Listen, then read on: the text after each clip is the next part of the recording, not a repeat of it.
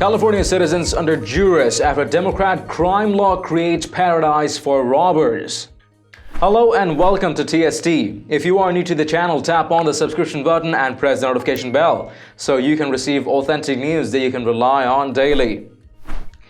It was called, with no wink and irony involved, the Safe Neighborhoods and Schools Act.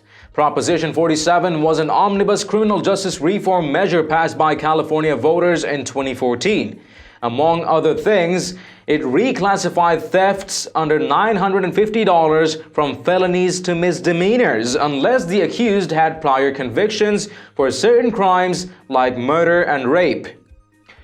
The vote wasn't close, with just under 60% of Californians casting their ballot in favor of the measure. Democrats and the American Civil Liberties Union argued that the measure would reduce crime statewide by allowing law enforcement to focus on violent criminals. The results have been predictable. Organized smash and grabs are on the rise, according to KOVR-TV, yet arrests are falling.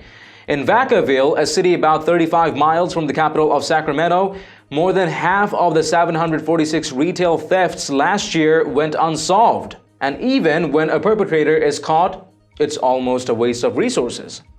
They know the law, Vacaville Police Lieutenant Mark Donaldson told the station. One of the first things they ask us is, can I just get a ticket so I can be on my way? Thefts from cars have risen significantly as well. The San Francisco Chronicle reported last summer that there were 16,000 to 17,000 robberies from motor vehicles every month in California before Prop 47 was enacted. In the first 2 years that the law was in place, there were 19,000 to 20,000 a month. The situation is so bad that the streets of San Francisco are sparkling with shards of glass from broken car windows. When KGO-TV looked for an April 2018 report, the station couldn't find a single street without some glass strewn about it.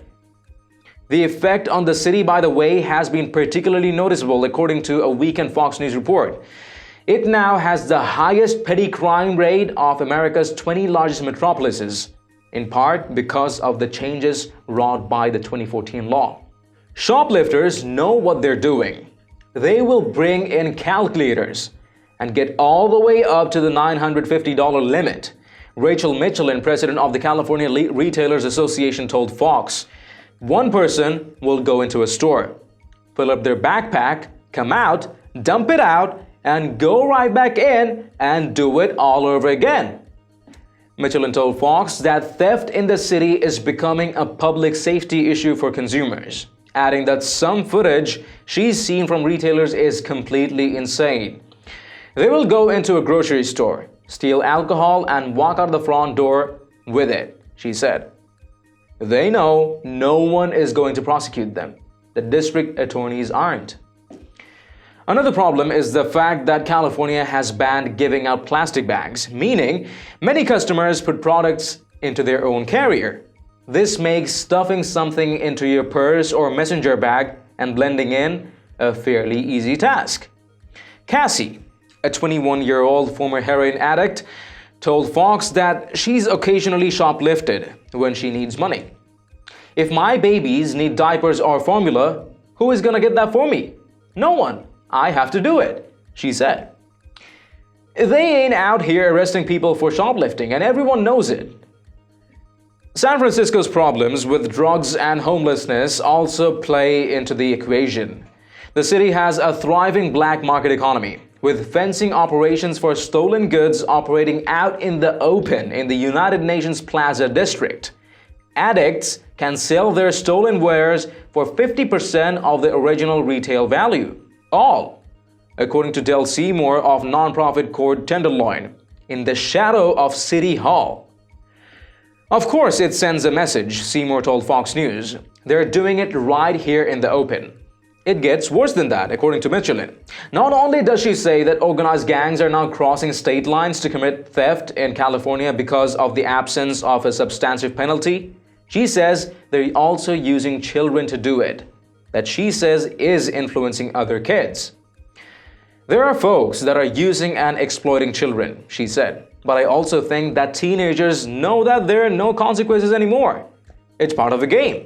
If you get caught, all you have to do is get out of the store. Prop 47 has also soured the relationship between police and prosecutors. Several people told Fox News. Law enforcement officials are trying to protect the streets. And then they might do a sting and arrest a bunch of people, but then the district attorney will drop it or downgrade the charges. Michelin told Fox News. It's nuts, Michelin said. Stores are going to be forced to lock up all their merchandise. According to Fox, the mayor's office didn't respond to repeated requests for comment, and the San Francisco police simply sent a news release from a December 2018 bust. Well, I already feel safer. This is a common theme in the modern liberal rubric. The idea that being easier on criminals is somehow going to reduce crime. In case you needed an object lesson to demonstrate how that's fallacious, I give you Prop 47. Making major property theft a misdemeanor isn't going to destigmatize people who may have made a mistake somewhere along the line, allowing them to get their lives straightened out without a felony conviction on their record. Instead, what California has basically done is declared open season on businesses and law-abiding citizens. If you're a hard-working property owner, well, tough. You're not a priority.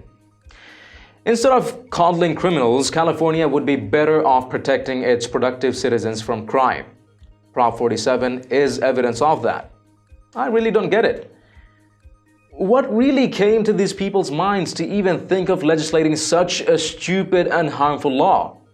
This isn't helping the law-abiding citizens a bit. Instead, destroying everything gradually what they've worked really hard for.